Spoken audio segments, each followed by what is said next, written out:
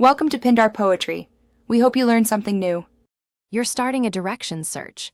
Open Google Maps on your device, then tap the search box and type the address or place name. Once you see matching results, select the correct one to load its info card. Make sure location permission is enabled so Maps can set your current location as the start point automatically. If you prefer a different start, tap Directions and enter an alternate address or dropped pin. This begins route calculation and shows travel modes to choose from. Once the app shows routes, choose your travel mode, driving, walking, transit, biking, or a ride option, and watch how suggestions change. Then compare the listed routes by ETA, distance, and traffic. Maps highlights the fastest by default but shows alternatives.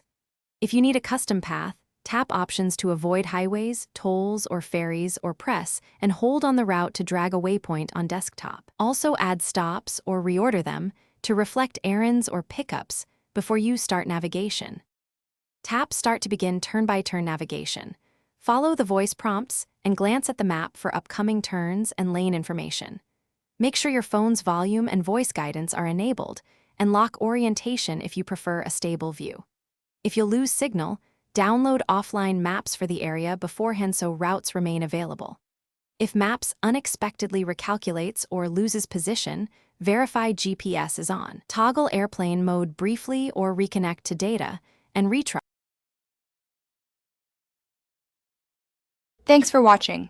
Consider subscribing if we helped you.